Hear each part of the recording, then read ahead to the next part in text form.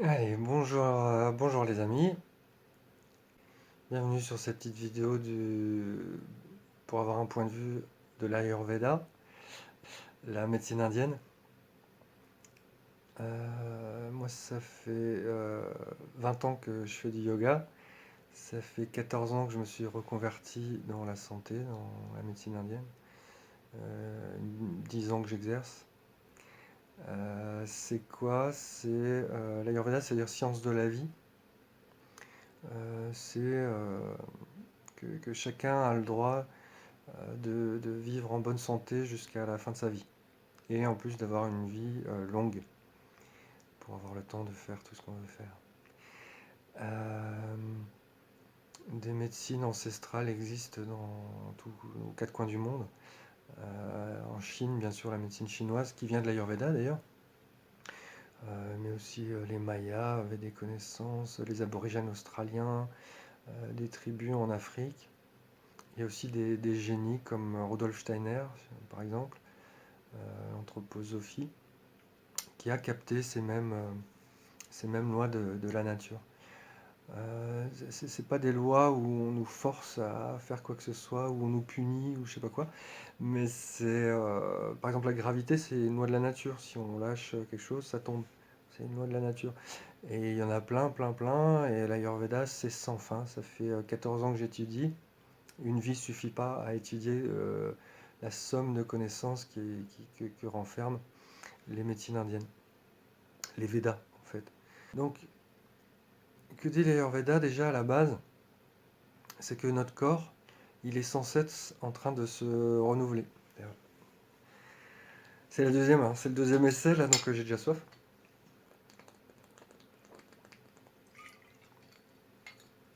Donc, on mange. L'acide, le feu qu'on a à l'intérieur de nous, hein, ça brûle là, pour couper ça en toutes petites particules, et pour reconstruire après des particules de plus en plus grosses. On va reconstituer d'abord le plasma, la lymphe, puis le sang, les vaisseaux sanguins, les tendons, ça prend des années. Ensuite, on fabrique comme ça, c'est une chaîne successivement. Ensuite, on va fabriquer les muscles, la peau, les ligaments. Ensuite, on va fabriquer les tissus adipeux, hein, tout ce qui est lubrifie les articulations, par exemple, lubrifie les poumons aussi. Hein, c'est très lubrifié puisque ils sont constamment. C'est comme si on leur soufflait dessus toute la journée. Si vous soufflez constamment sur de la peau, elle va dessécher. Donc là, on a une grosse réserve de gras, de mucus. Ensuite, on fabrique les os. Les os, c'est un très bon exemple que tout le monde comprend. Si on se casse un os, c'est arrivé à la moitié d'entre nous de se casser un os, on ne va pas faire une action chirurgicale et injecter de l'os liquide ou je ne sais quoi. On met un bandage, on attend 3 semaines et l'os, il se reconstitue. Donc il y a de la matière os qui vient d'où qui arrive comment? Et ben, par ce processus-là, hein. Tout ce qui rentre par l'inspiration et par la nourriture, ça va créer des réactions qui vont créer tout ce que je viens de vous décrire comme tissu différent, comme matière différente. D'ailleurs, le tissu secondaire des os, c'est les dents. Donc, on croit que ça change pas, hein, les dents et les os, que ça reste comme ça toute la vie, mais non, c'est éliminé. Ce qui est le plus vieux tombe en morceaux, puis on l'élimine, et on en refabrique constamment du nouveau. Il y a des tissus qui vont vite, il y a des tissus qui vont lentement. Et on les évacue, il n'y a que 3 portes de sortie. Bon, il y a l'expiration pour tout ce qui est gaz, mais en matière, il y a les urines, les selles et la sueur. Ensuite, après les os, il reste encore les nerfs, les yeux. Euh, À chaque fois qu'on fabrique un de ces tissus, il y a aussi des déchets, par exemple les ongles, les poils, les cheveux, la sueur. Euh, Et on fabrique aussi le liquide reproducteur qui est très important. Et tout à la fin, on fabrique notre système immunitaire aux chasses. Et derrière, notre aura, qui est qui est plus subtil. Ben voilà, c'est là où je voulais en venir. Donc on va parler aussi du système immunitaire. Parce que dans toute cette histoire, On entend uniquement dans les médias, le gouvernement, de pas sortir. Et pas sortir, on en reparlera, mais pas rentrer en contact avec les autres, certes. Mais il y a des gens qui sont obligés d'être en contact, hein, tous ces gens qui vous vendent à manger, les gens qui travaillent en supermarché, ou dans les épiceries, ou dans les magasins bio, dans les marchés. D'ailleurs, j'étais au marché, ils font très attention. C'est eux qui, avec des gants, vous servent. Les gens ne touchent pas les légumes, hein, c'est eux qui touchent. Il y a un gars qui va prendre l'argent, qui lui ne touche pas les légumes et qui touche que l'argent. C'est très bien fait. On fait très attention et c'est tant mieux, c'est bien. D'ailleurs, grâce à ça, alors bien sûr, j'ai prié pour les morts, hein, mais c'est étonnant, il y a quelque temps, j'ai regardé, la grippe en France tue 10 000 personnes par an. Donc dans les 3 mois d'hiver, chaque mois, il y a 3000 morts pendant 3 mois. Donc là, il y a des gens qui meurent. Alors on ne regarde pas si c'est le Covid-19 ou si c'est la grippe, mais c'est-à-dire que grâce à ça, on a quand même réduit vachement les morts de grippe et de Covid-19. Donc bien sûr, il y a l'aspect extérieur, mais j'aimerais parler de l'aspect intérieur. En Ayurveda, on parle de ce qui se passe à l'intérieur, hein, puisqu'on a un système immunitaire qui est censé pas laisser rentrer les choses toxiques. Euh, et une aura qui est censée pas laisser rentrer les vibrations toxiques ou les émotions toxiques, de peur par exemple, de colère.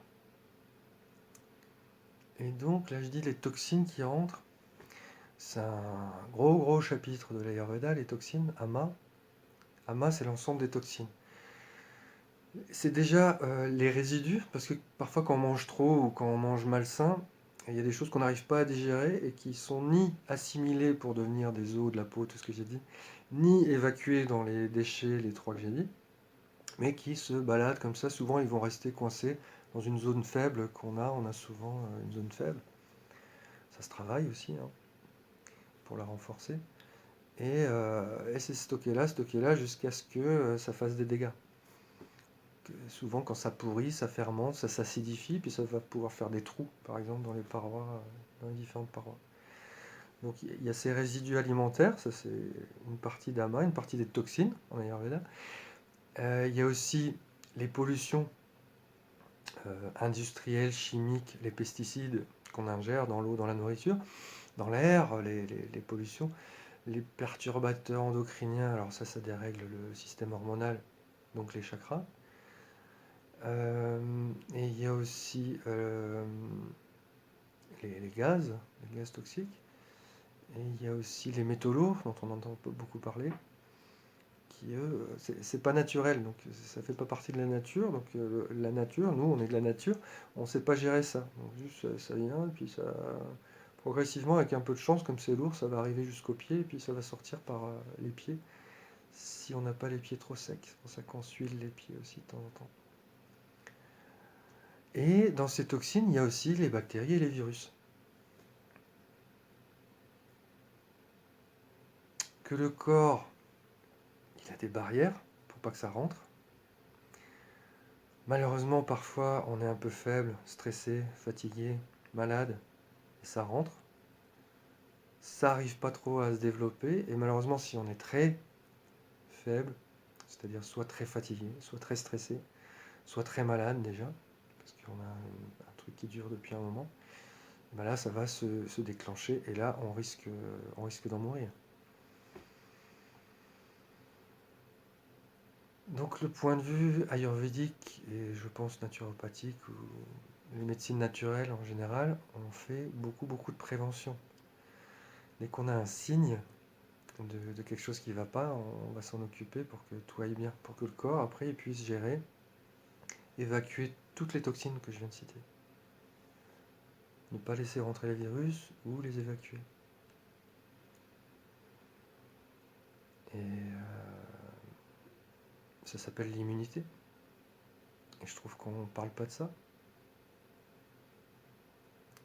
Parce qu'il y a aussi les livreurs qui viennent livrer tous les supermarchés, les épiciers, tout ça. Ils sont bien obligés d'être en contact avec des gens. Ils descendent du camion, ils signent les papiers, ils déchargent des trucs. Il y a bien sûr les infirmières, les infirmiers, les docteurs. Là, j'en oublie plein, mais il y a encore plein de gens qui sont obligés de continuer à travailler. Les policiers tombent malades aussi maintenant. Donc qu'est-ce qu'on fait? On s'occupe pas d'eux? Et ne croyez pas non plus qu'en restant chez vous sans vous occuper de votre santé, vous risquez pas d'attraper le virus ou de